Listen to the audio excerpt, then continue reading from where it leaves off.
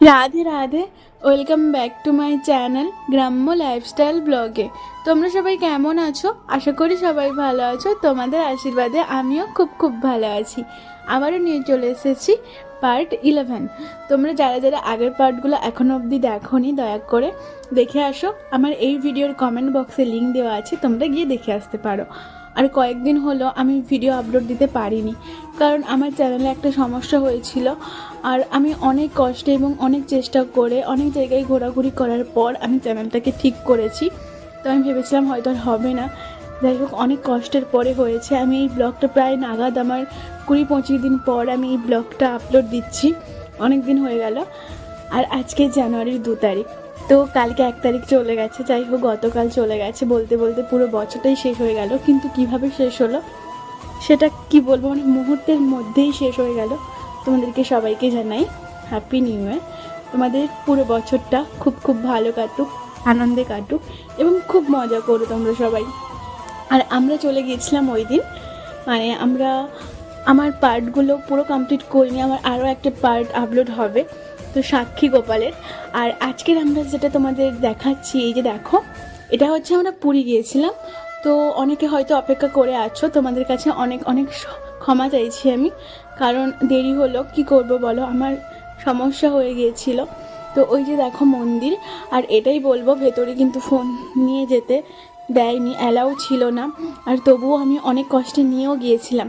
কিন্তু সত্যি বলতে এইরকম সাংঘাতিক মুহূর্তে আমি আজ অবধি কখনো পড়িনি, কারণ ফোন তো নিয়ে চলে গেছিলাম। তারপরে ভেতরে অনেক, কি বলবো, সত্যি বলতে অনেক, মানে পুলিশও ছিল, সব কিছু এতটা পরিমাণ গার্ড ছিল না, মানে প্রচণ্ড ভয়ও লাগছিল। কি করব জানি না। আমার দিদান অনেক কষ্টে মানে এমন, কি বলো তো, আমার দিদান লুকিয়ে রেখেছিল। তারপরে অনেক কষ্টে আমরা বেরিয়ে এসেছি। আর যদি ফোনটা নিয়ে নিত তাহলে জানি না আমার ফোনটা কি হতো। যাই হোক, তারপরে মন্দিরের ভেতরে আমরা দর্শন করেছি।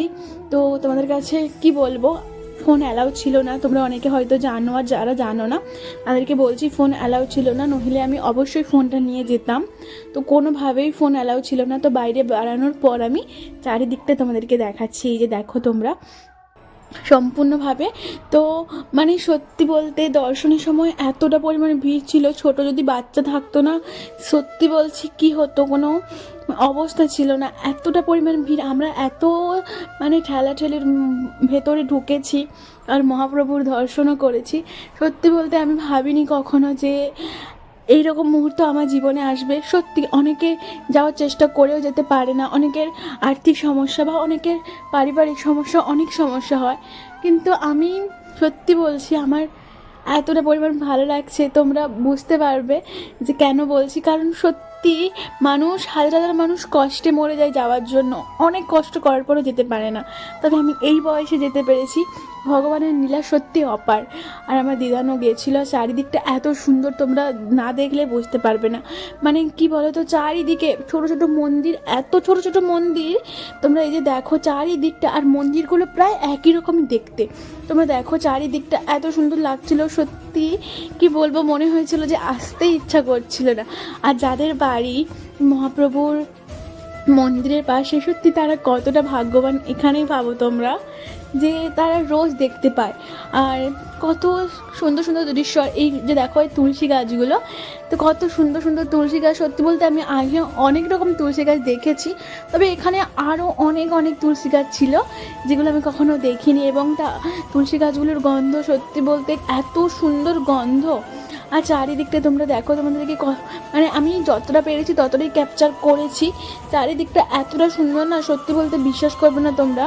আর এই যে দেখো সবাই যে যার ব্যস্ত, আর আমরা চলে গিয়েছিলাম প্রায় 10:30 মতন। তো আমরা বেরিয়েছি, 2টো বেজে গেছে, মানে মন্দিরে ঢুকতে আমাদের প্রায় লেগে গেছে 1 ঘন্টা মতন। দাঁড়িয়ে দাঁড়িয়ে এসেছি, তারপরে চারিদিকটা ঘুরেছি এবং মহাপ্রসাদও আমরা নিয়েছি, আর ভোগও দেওয়া হয়েছিল, আমরা কিনে খেয়েছি। তো সত্যি বলতে খুবই ভালো লাগছিল। তোমরা যারা যারা আসোনি, ভাবছো আসবে, সত্যি বলতে তোমরা এসো, অনেক আনন্দ হবে, অনেক মজা করবে তোমরা। আর মজার ব্যাপার হচ্ছে এটাই যে চারিদিকটা এত সুন্দর, আর বানর এত ছিল না, আমি এই যে বললাম ভেতরটা আমি ক্যাপচার করতে পারিনি। আর যাই হোক, তো অনেক মনের দিক দিয়ে অনেক শান্তি হবে। সত্যি বলতে এইরকম শান্তি পৃথিবীর কোনো জায়গাতে পাবে না, যে শান্তিটা মন্দিরে এলে মানুষ পাবে। যত কষ্ট, যত রাগ যাই হোক না কেন, মন্দিরে যখন প্রবেশ করার মাত্রই না সব কিছু ভুলে যাবে, তোমার মাথার মধ্যে কিছুই থাকবে না। যাই হোক, তারপরে আমরা চলে গেছিলাম সমুদ্রে। তো সত্যি বলতে আমার খুবই খারাপ লাগছিল। আমি সমুদ্রে দুবার গেছি, দুটো সমুদ্রে গেছি, দুটো সমুদ্রের একটাতেও আমি স্নান করতে পারিনি।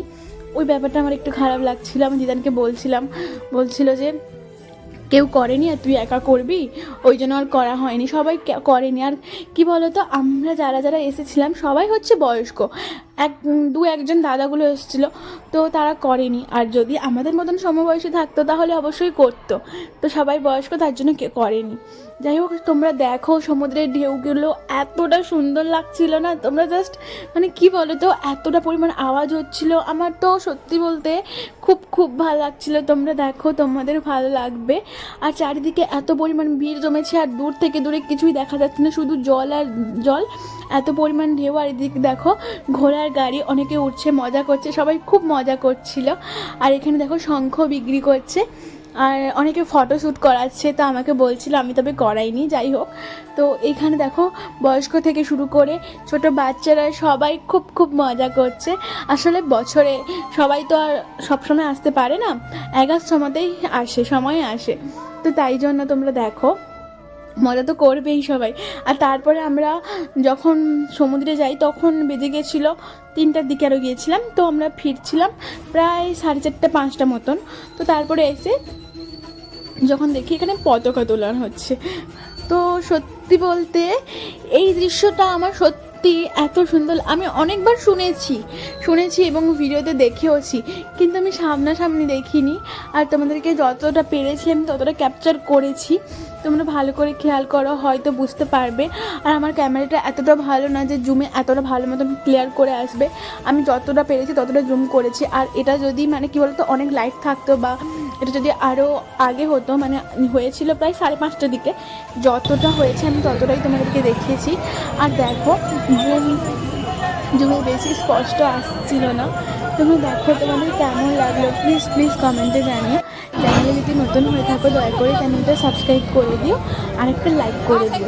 তো তারপরে যে দেখো সত্যি এই মানে কি বলবো তোমাদেরকে, এইরকম যে অনুভূতিটা, ফিলিংসটা সত্যি একটা অন্যরকম ছিল। তোমরা কারা কারা এসেছো প্লিজ কমেন্টে জানিও। আমি ফার্স্ট টাইম গিয়েছিলাম, আর সত্যি বলতে আমি এটাই বলবো, তোমরা যারা যারা যাওনি বা তোমরা আরও বাইরে বিদেশে যাওয়ার প্ল্যান করছো, হ্যাঁ তোমরা যাও, কিন্তু প্লিজ একবার হলেও তোমরা তীর্থস্থানে মন্দিরে ঘুরে এসো। আমারও একবার ইচ্ছা ছিল যে বৃন্দাবন যাওয়া বা ওই অযোধ্যা রাম মন্দির দেখা, কিন্তু জানি না হবে কিনা, ভগবানের সেটা পূরণ করবে কিনা। তো আমি এটাতেই সন্তুষ্ট যে আমি এই বয়সে আসতে পেরেছি, কারণ আমার সমবয়সে অনেকেই যায়নি। তো যাই হোক, আর আমি এটাই ভগবানের কাছে প্রার্থনা করব সবাই ভালো থাকে, আর যারা যাওয়ার ইচ্ছা করেছে ভগবান তাদেরকে যেন নিয়ে যায়। যাই হোক, তোমরা দেখো পতাকা অনেকক্ষণ, প্রায় 1 ঘন্টা 1.5 ঘন্টা মতন আমরা দাঁড়িয়েছিলাম, আর 1 ঘন্টা 1.5 ঘন্টা মতনই ধরে পতাকা তোলা হচ্ছিল। আর চারিদিকটা দেখো তোমরা, আমি অনেকটা ব্রাইটনেস বাড়িয়েছিলাম যার জন্য এতটা আলো লাগছে। তবে তোমরা চারিদিকের আকাশ দেখে বুঝতে পারছো যে কতটা পরিমাণ মানে সন্ধ্যা হয়ে গিয়েছিল। আর চারিদিকটা এত পরিমাণ ভিড় ছিল, মানে সত্যি তোমরা যদি না দেখো বুঝতে পারবে না। তোমাদেরকে দেখাই, এই যে দেখো কি পরিমাণ ভিড় হয়েছে, মানে কোনো দিকে যে মানুষ নেই এমন না, মানে এতটা পরিমাণ ভিড়। আমি চারিদিকটা তোমাদেরকে দেখানোর চেষ্টা করছি, আর যদি কিছু ভুল হয়ে থাকে তোমরা প্লিজ ক্ষমা করে দিও। আমি জানি না, হয়তো অজান্তে হয়তো কিছু ভুল করে ফেলেছি। যাই হোক, তোমরা যদি খেয়াল করে থাকো বা আমার কথার মধ্যে কোনো ভুল থাকে, তোমাদের কাছে অনেক অনেক ক্ষমা চাইছি, দয়া করে ক্ষমা করে দিও। তো চারিদিকটা সত্যি বলতে আলো এমন ছিল তেমন, এত সুন্দর লাগছিল। আর এইখানে একজন দিদি ভাই লাইভেও এসেছিলো, তোমাদেরকে আমি দেখাবো। মানে চারিদিকে দৃশ্যটা এতটা সুন্দর, তো কি বলবো। তোমরা দেখো, আমি অনেক বকবক করছি, যাই হোক তোমরা দেখো, কি করবো বলো। আমার খুব খুব আনন্দ হচ্ছে। আমি এখন যে সমস্ত কথাগুলো বলছি না, সেগুলো আমি পুরো মন থেকেই বলছি, কারণ এই সমস্ত কথা বানিয়ে বানিয়ে বলা যায় না।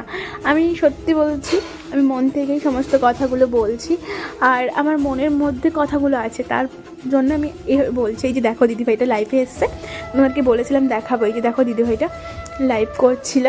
তো আমি কথা বলার চেষ্টা করছিলাম, মানে আমি যখন ভিডিওটা কমপ্লিট করি তখন আর দিদিভাইকে দেখতে পাইনি, তো নইলে দিদিভাইয়ের সাথে কথা বলতাম আমি। তো যাই হোক, এখানে দেখো দিদিভাই লাইভে এসছে, কথা বলছিল, তো গল্প করছিল, আমার খুব ভালো লাগছিলো দেখতে। তো যাই হোক, আমি লাইভে আসিনি কারণ আমিও ভাবছিলাম যে লাইভে আসবো, তবে আমার হয়নি, কারণ হচ্ছে যে আমার 500 সাবস্ক্রাইবার হয়নি। তোমরা প্লিজ করে দাও, তারপরে আমি লাইভে আসতে পারবো, নইলে তো আসা যাবে না, মানে আসা যাবে না এমনটা নয়, আসাটা ভালো নয়। তারপরে তোমরা 500 সাবস্ক্রাইব করে দিও, তারপর আমি লাইভে আসবো। তারপর আমরা বেরিয়ে গেছিলাম, মানে সকাল সকাল অন্য একটা মন্দিরের উদ্দেশ্যে। ওই ব্লগটা আমি নেক্সট ব্লগে শেয়ার করব। আজকের ব্লগটা এই পর্যন্ত। আজকের ব্লগটা কেমন লাগলো প্লিজ কমেন্টে জানিও। চ্যানেলে যদি নতুন হয়ে থাকো দয়া করে চ্যানেলটা সাবস্ক্রাইব করে দিও।